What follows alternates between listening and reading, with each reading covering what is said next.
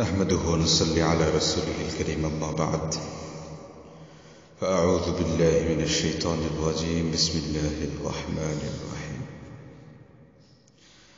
فكيف تتقون إن كفرتم يوما يجعل البلدان شيبا সুপ্রিয় শ্রোতা মণ্ডলী, আল্লাহ পাকের মহান শুকরিয়া, অসংখ্য শুকরিয়া আদায় করছি আমরা যে মহান রব্বুল আলামিন আমাদেরকে আল্লাহ রাসূলের একটি হাদিস শোনার জন্য তৌফিক দিচ্ছেন।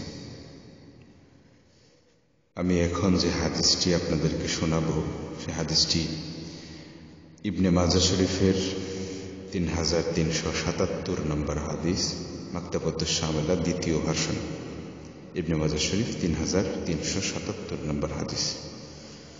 আল্লাহ রাসূল সাল্লাল্লাহু আলাইহি ওয়াসাল্লাম ইরশাদ করেছেন, মান শারিবাল খামরা ওয়া সাকারা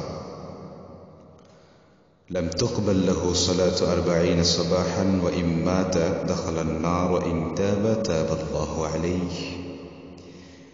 হাদিস শরীফে আল্লাহ রাসূল ইরশাদ করেছেন, মান শারিবাল খামরা, যে ব্যক্তি মদ্যপান করবে, ও সাকারা, এবং নেশাগ্রস্ত হবে, লাম তুকবাল লাহু সালাতু 40 সাবাহান,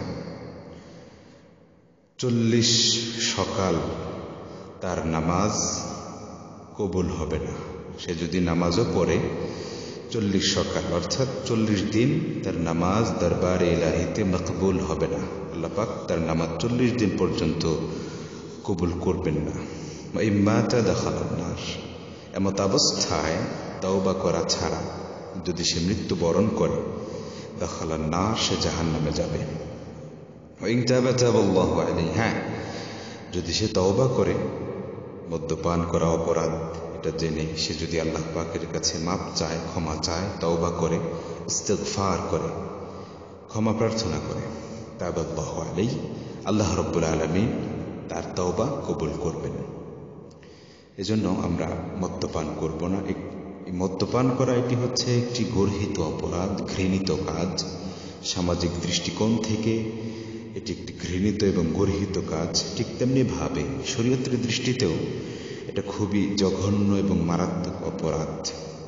আল্লাহ রাব্বুল আলামিন মদ্যপান থেকে বিরত থেকে এই হাদিসের উপর আমল করার তৌফিক আমাদের সকলকে দান করুন, আমিন। ওয়া আখিরু দাওয়ানা আলহামদুলিল্লাহি রাব্বিল আলামিন। ধন্যবাদ সকল শ্রোতাবৃন্দকে।